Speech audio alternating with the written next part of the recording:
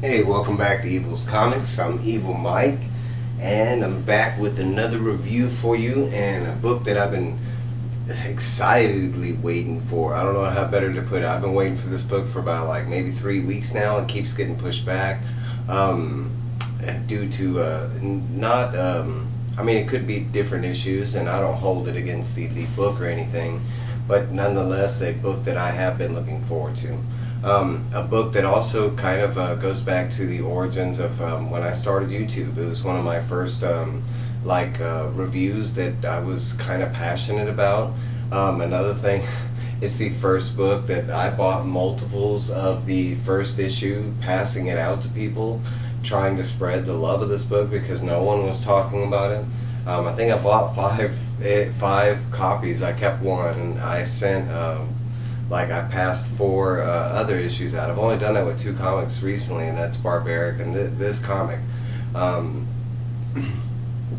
I love this story. It's kind of like a dark version of X-Men or New Mutants, that kind of thing. It's a there's a group, or whether it's a government group or a scientific group or something like that, but they have somehow came in possession of children, and they have been testing on these children, and they all have unique abilities.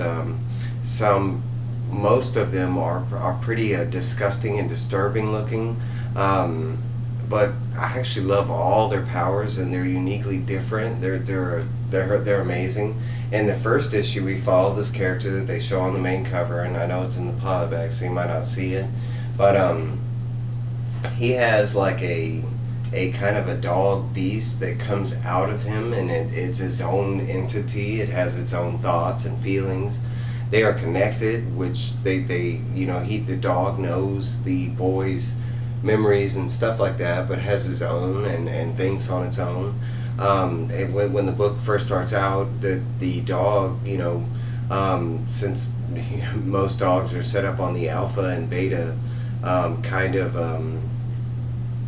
survival of the fitness, the dog kind of sees the boy as being weak and this and that, him being beaten by his father or something like that.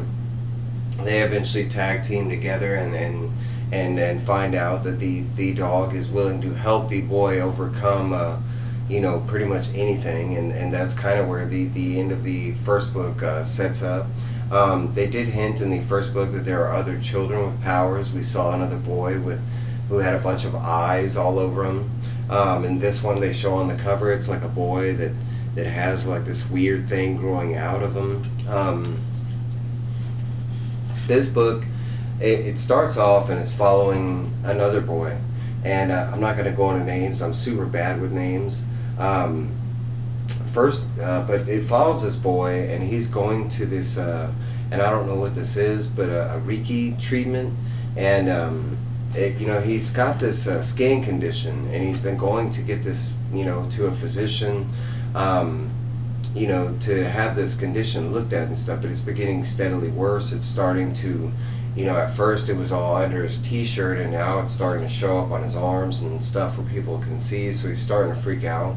She starts doing this treatment, and as he's doing this treatment, leeches, or what looks like leeches, kind of start coming out. They do show you that they're not leeches, that there's something different. But at the same time, the physician who is working on him, she is kind of really freaked out about it. He is kind of freaked out about it at the same time, because he doesn't know what it is. He's looking at it, and he slams it on the ground, and he's just really disturbed by it.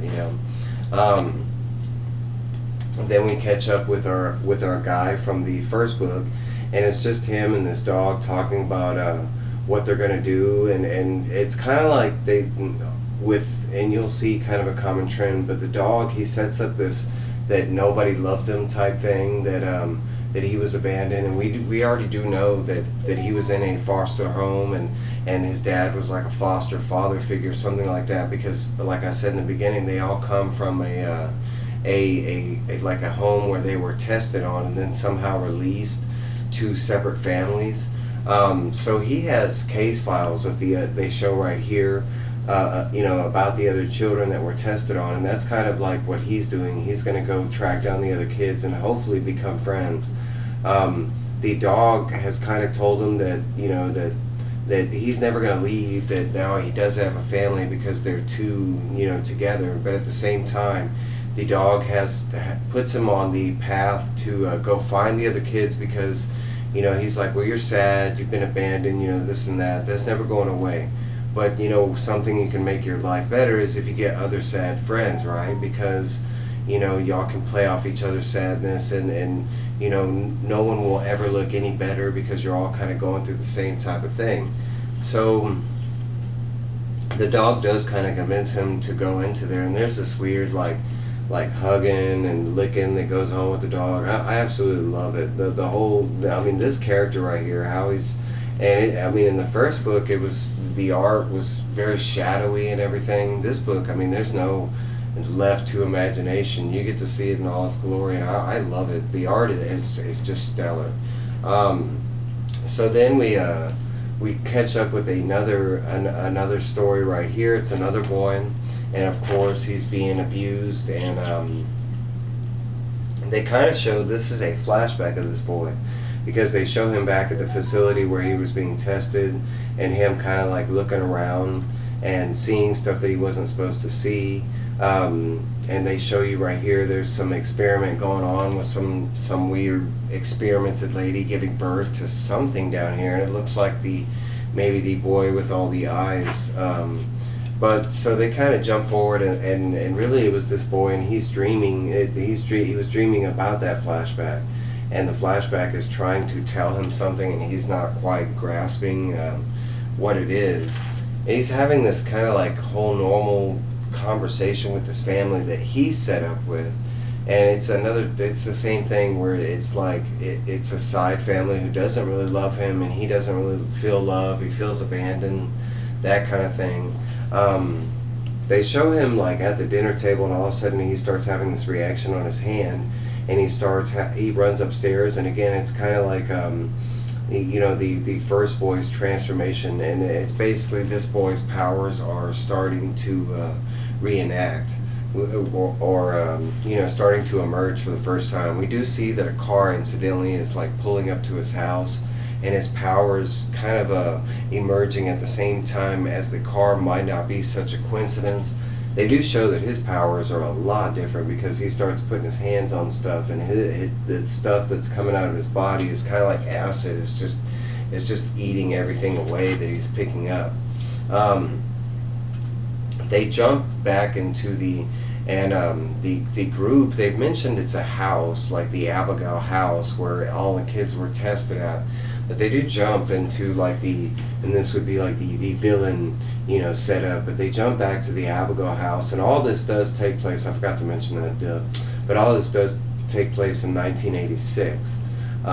You can't really tell. It does look, modernized. It's not like they have like rock bands or anything in the background for you to reality. I think this is the first reference with the old school cell phone, that it was stuck in the 80s. But they do catch with this lady, and she's basically she's stating that most of the kids have been found and located, and it kind of sounds like she's going to go scrounge them up. And she talks about releasing this kind of like agent that works for him called the Sandman, and the Sandman supposedly knows their scents, and it has something to do with their powers or something like that. It's very vague on what the Sandman is or what it can do, kind of thing. But that's all that she mentioned, that she's going to release like this hitman type mercenary that's going to go after these kids to collect them. She wants them back alive, and he's going to have like an entourage type of thing. But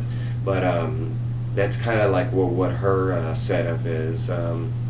They do have, they go back to the boy from the very beginning, and now he is back at home, and his mom is checking on him. He's in his room, of course, all closed off, his affliction getting worse because his powers are in the process of activating, and he's in his room, and he starts hearing voices, as you can see with all the speech bubbles, and you see, I don't know if it pops up, but there's all these eyes that are around the room, and of course You know, if you're reading this far or following the review, it's all the leeches that have kind of squiggled off of him, and they're kind of like re-emerging, and they're talking to him, and they're basically kind of telling him the same thing as a dog, like, hey, you're abandoned, this isn't your real family, you know, you're all alone, but with us, we're not alone.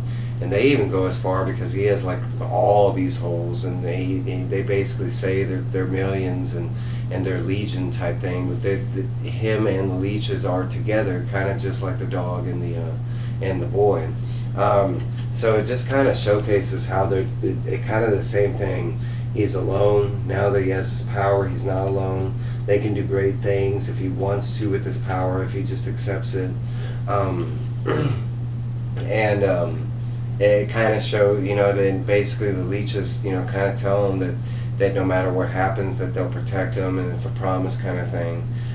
They do jump back to the Abigail house, and they show right here, and I was a little confused about what was going on, but not so confused, because what is going on is this is Mr. Sandman, and they have him locked up.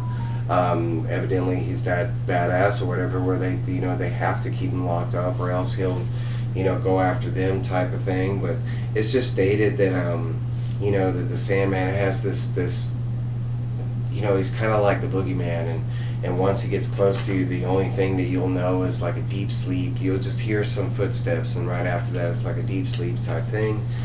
They do show him, you know, them activating Mr. Sandman, and he looks pretty badass, I will say so myself. They show a preview to the third issue. I didn't mention this, but this is written by Massimo Rosi. I know I'm mispronouncing that right, but Massimo Rosi, maybe? Ludovica Ceregatti, and there's a reason. Okay, this guy did reach out to me, and he's been talking back and forth on Instagram, and I just read his other book, Locust, from Scout Comics, and I had not put the two to two together that this is the same writer as the other book. He had reached out to me after I did the review on Locust, and, you know, saying I did a good job, and gave me a thumbs up, and you know, and I went into detail, man, it's a good book, blah blah blah, you know, asking him questions, and he was giving me, like, you know, kind of small responses back. I didn't make the correlation, but he is Italian. You know, and I'm pretty sure the artist is Italian as well. He informed me that he does not speak that well English, and I just did not make the correlation, because I'm sitting here reading, you know, an English comic book that I bought in America. So I mean, I know that there are a lot of foreign writers and artists, of course, Peach Momoko, but I just didn't make the correlation that you know, that they didn't, you know, that English might have not been their first going language, especially since this is a written, you know, an English comic book, and it's just, I mean, duh, it's translated. But I'm gonna try this. My Spanish is very, very rusty. I told him I would do this, but I don't know. Mi amo is Miguel Mas, Michael Moore. I hablo and escucho el español mucho. Okay, and I can't say this, but it's been like 3-4 years since I've actually spoken Spanish to anybody, so that's why my Spanish is rusty. I have one Spanish friend, and we have not been able to, because of the pandemic, we have not been able to, like, talk normally. We're more of an in-person, you know, we don't really talk on the phone that much. But, so my Spanish is really rusty, and where I work, we don't have a lot of Spanish people. So I have nobody to bing off of. But I do have a translator for it, with it, you know, modern technology, it does help. You know, and I have reached out, and incidentally, he is very talkative, and I love that, man. You know, being able to talk to a writer, and to me, this is a famous man. You know, I mean, I'm buying his comic, not one but two, and he has told me that he'd written Vietnam Horror. I'm gonna try and track that down from Behemoth Comics. I think by the time I saw Vietnam Horror, it was already in issue 2 or 3, so that's why I passed on it. I'm picking up anything horror, so I'm definitely gonna keep an eye out for that. But yo perdón mucho en compromiso. My el español is más, you know, mal. But I hablando mucho, I escucho mucho, I tiene mucho amor por the el español comunidad. I don't know, that's all I'm going to say. Alright guys, thank you for watching. Like, comment, subscribe. Please, please, please, if you are a horror fan, check out Broken Souls Ballad. Number 2 just came out this week. Number 1 I still see very readily. It is a awesome book. It was from number 1, it went to the top of my list, and number 2, it just got better because honestly the art improved. The story has been, I kind of figured that's where it was going to go, and I kind of have questions on where, I hope that this is a finished story, but I do have some thoughts on where it's going to go. Hit me up if you want to know. You know, alright guys, I'll see you later. Bye!